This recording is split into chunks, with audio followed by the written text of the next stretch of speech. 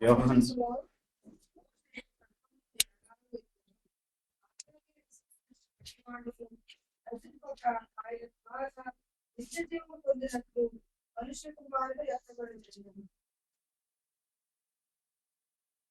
పద్నాలుగు 15 కలిసి ఉన్నాయి. ప్రార్థన చేస్తాను. మహాపరిశుద్ధుడా, మహోన్నతుడా, సర్వోన్నతుడా, కృప కలిగిన రాజా, అమ్మదైన దేవ, నిజంగా తండ్రి, వాస్తవంగా చూస్తే ఏ అర్హత కానీ యోగ్యత లేని వాడిని మరి యొక్క క్రీస్తునందు యాత్రికుల సహవాసం అనే సంఘంలో నాకంటే ఎంతో మంది గొప్పవారు ఉన్నారు ప్రభావ. బూడిదని కంటే కూడా హీనమైన వాడని నేను. మరి దౌర్భాగ్యుడు నీ విధంగా నిలబెట్టావు. మరి మా ఆత్మలకు కావలసిన ఆహారాన్ని ఇచ్చి క్షేమం దయచేసి మరి నీవు మా కోసం ఎందుకు ఈ విధంగా శిలువ కార్యం జరిగించావు దాన్ని మేము గుర్తిరిగి మరి మేము ఇంకా మీకు సంపూర్ణంగా సమర్పించుకున్నామా లేదా అని మమ్మల్ని మేము పరీక్షించుకోవడానికి మరి నేను కాదు నాయన, నన్ను నీ సిలువ చాటును మరుగుపరిచి నీవు తోడుగా ఉండి ఈ యొక్క సంఘం క్షేమాభివృద్ధి సహాయం దయచేయమని, ఆత్మీయంగా ఎదగడానికి సహాయం చేయమని, ఈ యొక్క వచనాలు ఎందు నిమిత్తం మరి వచనం ఉందో దాని అర్థం ఏంటి అవన్నీ మీరు మాకు తెలియచేసి ముందుకు నడిపించమని యేసుక్రీస్తు నామముని ప్రార్థన అడిగి వేడుకుంటున్నాను తండ్రి. అరణ్యములో మోషే సర్పమును ఎలాగూ ఎత్తెనో అలాగే విశ్వసించు ప్రతివాడును నశింపక ఆయన ద్వారా నిత్య జీవం పొందినట్లు మనిషి కుమారుడు ఎత్తబడవలెను అని యోహాను సువార్తలో చెప్పబడుతుంది. అసలు ఎందుకు ఎత్తబడాల్సి వచ్చింది? సంఖ్యాకాండం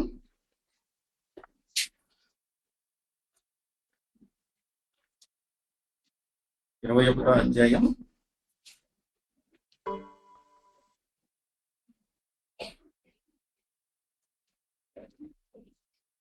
4 నుంచి 9 వరకు చదువు. సంఖ్యాకాండం 21వ అధ్యాయం 4 నుంచి 9 వరకు.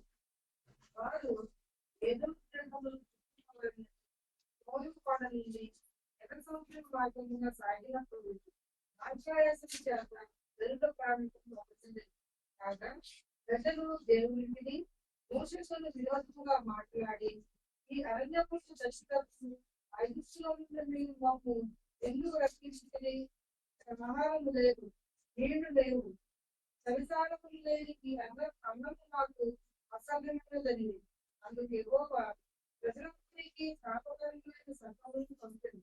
అవి ప్రజలను కలుపగా ఇశ్రాయేలులో అనేకులు చనిపోయేది.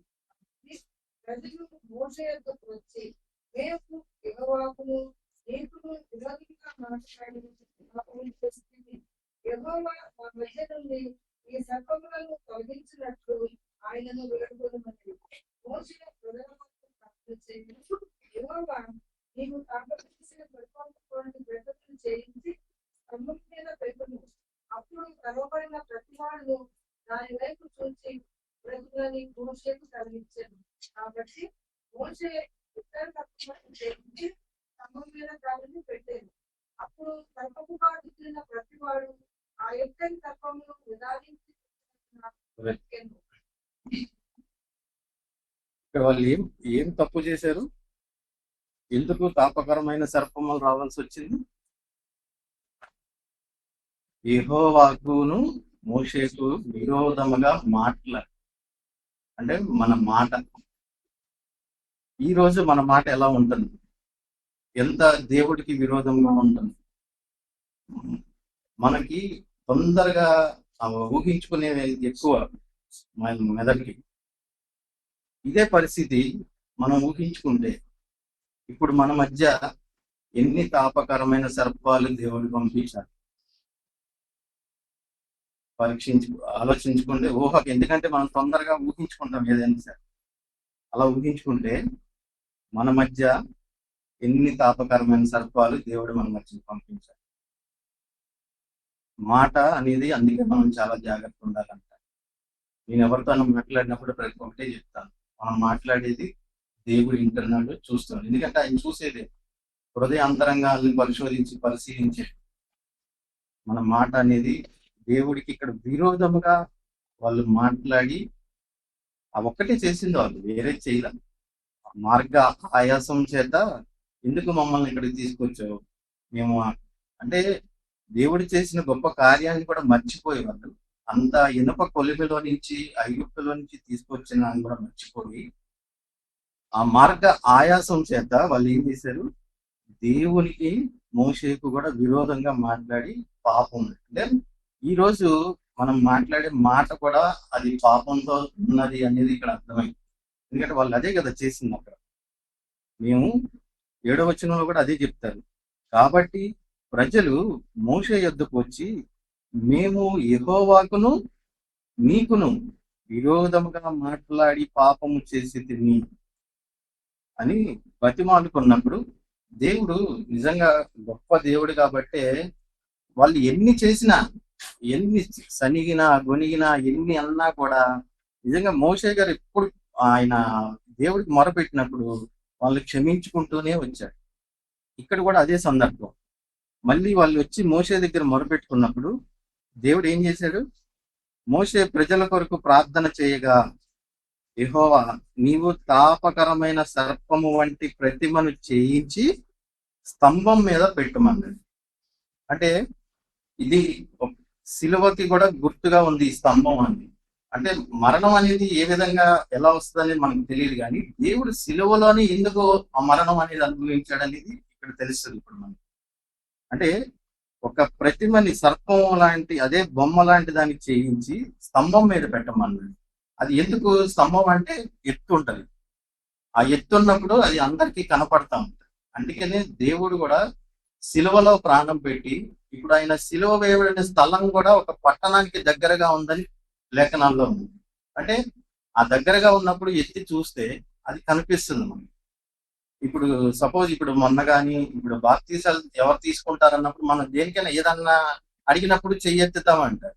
చెయ్యెత్తడం అంటే ఎందుకు చెయ్యెత్తడం అంటే కనిపిస్తా ఉంటది కాబట్టి. తర్వాత ఇక్కడ ఎవరున్నది కూడా అక్కడ చూస్తే ఎవరు చెయ్యెత్తింది అనేది మనం ఒక ఆకర్షణగా కూడా తెలుస్తుంది. ఆ విధంగా దేవుడు సిలువలో ఆయన చేసిన గొప్ప కార్యానికి ఈ యొక్క సర్పం వంటి ప్రతిమని చేయించి వాళ్ళకి చూపించమన్నప్పుడు వాళ్ళు దాన్ని ఏం చేశారు? నిదానించి చూశారు. నిదానించి చూసి ఆ సర్పకాటు తిన్న ప్రతి ఒక్కళ్ళు కూడా అది ఇత్తడి సర్పం. ఇత్తడి దేనికి గుర్తు? తీర్పుకి గుర్తు. అంటే ఇక్కడ ఒక మరణావస్థలో ఉన్నారు వాళ్ళు. ఆ మరణావస్థ నుంచి తప్పించడానికి ఇత్తడి సర్పం ఒకటి దేవుడు చేయించి వాళ్ళకి చూపించమన్నప్పుడు వాళ్ళు నిదానించి చూసినందున వాళ్ళు బ్రతికారని చెప్పి వాక్యం చెప్తుంది. అంటే మనం కూడా తీర్పులోకి రావాల్సిన మనల్ని ఆయన ప్రియ కుమారుడిగా వచ్చి మన కోసం ఆయన సిలువ కార్యం జరిగించాడు.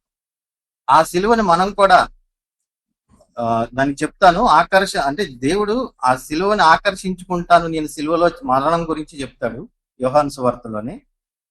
ఈ విధంగా ఎవరైతే మనం కూడా ఆ సిలువని చూస్తామో, తిరిగి ఆత్మ సంబంధంగా బ్రతకాలంటే యేసు ప్రభు కూడా ఇలాగే సిలువలో పైకెత్తడం అనేది జరిగింది.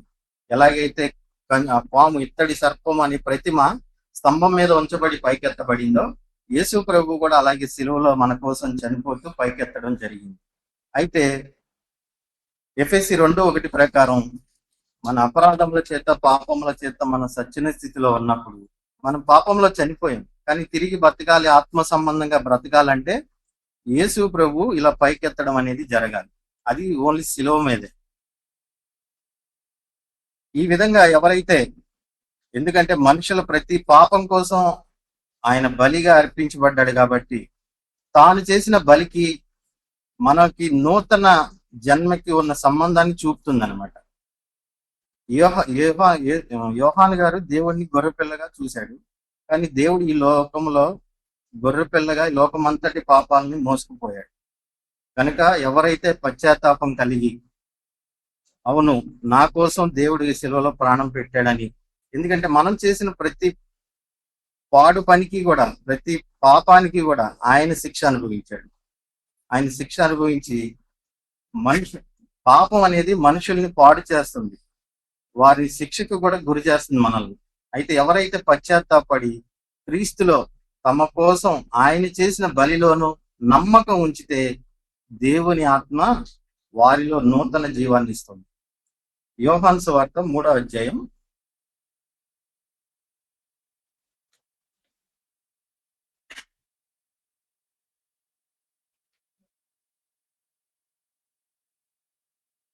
5వ వచనం చూస్తే, యేసు ఇట్లనెను, ఒకడు నీటి మూలముగాను ఆత్మ మూలంగాను జన్మించితేనే గాని దేవుని రాజ్యంలో ప్రవేశింపలేడని మీతో నిశ్చయముగా చెప్పుచున్నానని చెప్తున్నాడు. ఎవరైతే మన పాపాలు ఒప్పుకొని, ఉదయకాలం కూడా చూసాం కదా, బాప్తిసంలో పిల్లలు సాక్ష్యం ఇవ్వడం. ఈ విధంగా ఎవరైతే మనం ఆయన సిలువలో ఆయన చేసిన గొప్ప కార్యాన్ని తలంచుకుంటూ ఉంటామో, నమ్మకం ఉంచుతామో, అలాంటి వారికి ఆత్మలో నూతన జీవం అనేది వస్తుంది. అయితే ఈ పైకెత్తడం అనేది ఏంటని దీన్ని చూస్తే, ఇది సిలువను సూచించే మాట అన్నమాట. అంటే మనుషులందరినీ కూడా తన వైపుకు ఆకర్షించుకోండి. ఎందుకు? మనుషులంతా పాప విముక్తి పొందుతారని కాదు,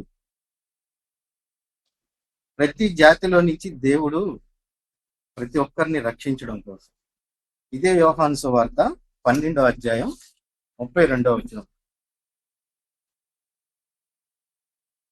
యోహాను సువార్త 12వ అధ్యాయం 32వ వచనం. నేను భూమి మీద నుండి పైకెత్తబడిన ఎడల అందరినీ నా యొద్దకు ఆకర్షించుకొందనని చెప్పెను.